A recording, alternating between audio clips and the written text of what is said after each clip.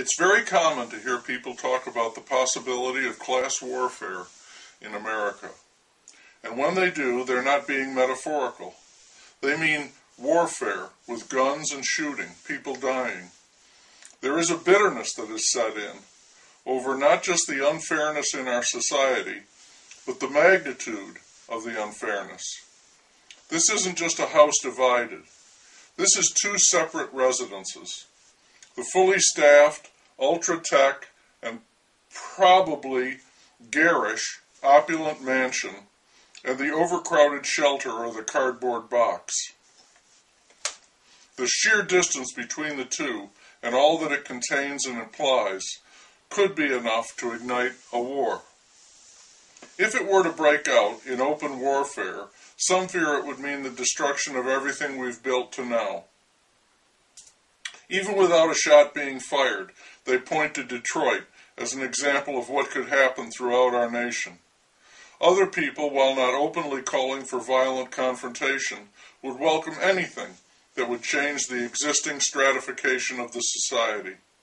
They feel that a very few people are calling the shots, and even when these people fail, as the huge financial institutions did on Wall Street, their buddies bail them out and they wind up with bonuses instead of bankruptcies. Or if they do go bankrupt, that's just a trick to avoid paying any of their creditors. The division of this country into the haves and the have-nots is nothing new, but the rift seems to be getting larger and deeper and more irreconcilable, more intractable, with the ever-increasing concentration of wealth among a few and the ever-increasing diffusion of poverty among more and more people. With the wealth comes a defensiveness and a hostility toward anyone who might question that good fortune. With the poverty comes a hopelessness and anger. This situation is simmering and highly volatile. Almost any discussion about this, from any perspective, is bound to be heated. It is like a high-stakes game in which everyone is all in. I can't address the national predicament, but I do want to look at two aspects of it. The first is what are called entitlements, and the second is the major players in the ongoing contest. Okay, entitlements. The annual federal budget, which now exceeds $3 trillion, is made up of a lot of things, as you may know or can well imagine, including, for instance, what is called Overseas Contingency Operations, or OCO, which most of us call war. By far the largest part of the annual federal budget is taken up with what are called entitlements, which is money that is going to people, money that is promised, money that will be paid out with no negotiations, discussion, or argument. This was not always the case. In the year 1900, there was only one entitlement, and that was to war veterans and their families. Since that time, the list of entitlements has grown, or rather, it has metastasized. It now includes Social Security, the history of which is a dark comedy with a tragic end looming in the near future, in the form of old age support, survivor benefits, and disability insurance. Medicare, that's a big one, Medicaid, another huge number, and veterans benefits, which are declining and have been for years. Various welfare grants and programs, food stamps, unemployment insurance, school breakfasts and lunches, housing subsidies, child care support, vocational training, public funding for college tuition, and special benefit programs for handicapped persons, American Indians, pregnant women, tobacco farmers, and graduate students. Did we miss anyone? That's the safety net. In all, it's a tremendous amount of money, creating a tremendous dependency on that money. And the government will thump its chest and say the government is doing all of this. The government is taking care of its needy citizens. The government is little or nothing more than two things: taxpayers and debt. That's what pays for all of this: taxpayers and debt, now almost in equal portions, with the debt side growing all the time, in part because the entitlements are getting more expensive, as is the payment on the existing debt. So the debt next year will have to be even higher. in part to meet the payment on the existing debt. It's a situation that is clearly unsupportable, but no one is going to cut or eliminate any of the entitlements. Hey, they're entitlements. People are entitled to them.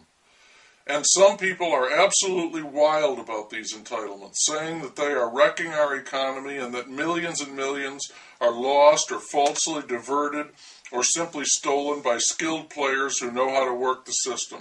And, they say, all the money goes to people who don't work and don't pay taxes. They don't have to work. The government will take care of them. They sponge all these benefits off the system and sit on their fat asses in big recliners watching satellite TV, smoking cigarettes, and drinking soda pop or bottled water. The very idea of anyone being entitled to anything seems to run contrary to the fundamental basis of democracy, where you are entitled to life, liberty, and the pursuit of happiness, not free lunch. And there is a large and ever-increasing number of people receiving these entitlements, and when they vote for the people who promise to keep them in place, and to add more. The Romans called it bread and circuses. Today, it's federal cheese for the welfare mice. If you give that to the people, they will love you and ask no questions. The system is therefore perpetuated by those who benefit from it, freeloaders spoon-fed by the government. And there is yet another kind of entitlement, private sector entitlement, silver spoons. Some people are born to it. Others find a way to earn it, often with almost magical flair and amazing rapidity.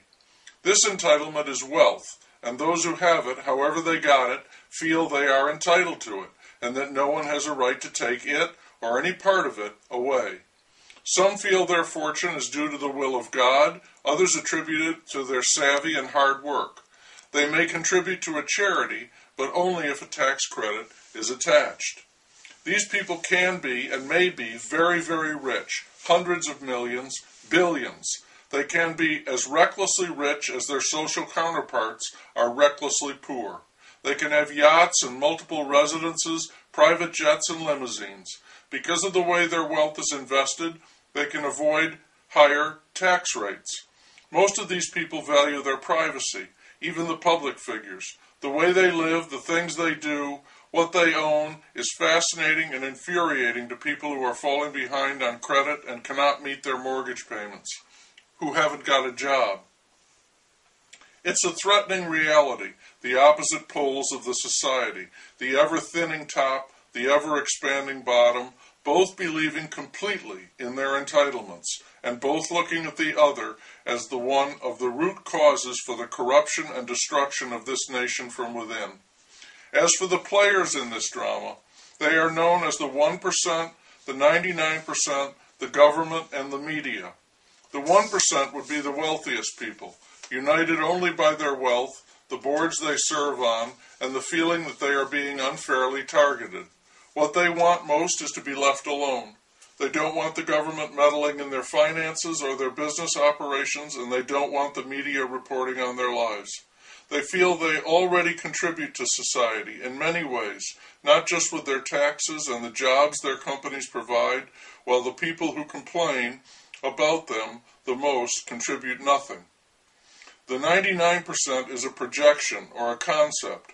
It does not exist as a group with a goal. The people who act as if it does or should exist call for an immediate redistribution of wealth. Their opposites call them socialists, proclaiming themselves to be proudly capitalists. Formal expression of these ideas can be found in the Occupy movement and the Tea Party representatives. The contrast between the two defines the essence of what it means to be an American, whether it be the egalitarian notion that all people are created equal and there should be some form of social justice in meting out the rewards, to correct a system in which, very obviously, people were not born equal, or whether it be the freedom of opportunity, in which all people are born free and are free to make the most of their chances in life, whatever they may be, without interference. Clearly, people who have experienced success, the haves, will favor the latter, while those who are struggling, the have-nots, will embrace the first. The government authorizes most of this, declaring what is legal and what is not. Whatever their leaning, many, if not all, in the government are in the 1%. So in many cases, their rigging arguments for social justice are extremely moot. Government workers are always using other people's money and rarely do so wisely. All talk of budgets is strictly theoretical.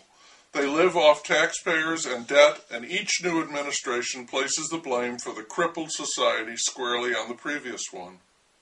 The media, once and supposedly the reporters of the news, act now more like the accelerants in this conflagration. There are more of them than ever, what with the cable and the internet, and they are more personally involved. Many of them freely admit their bias, saying that they are acting as necessary countermeasures in this struggle between the haves and the have-nots. The haves, by the way, are easily depicted as grotesque and heartless aristocrats, while the have-nots are often cloaked in the role of hapless victims.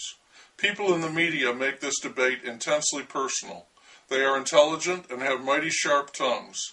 They often engage in criticism and combat with each other, and that fiery exchange becomes the latest news in the form of tweets and twitters, like birds chirping alarm at an oncoming threat.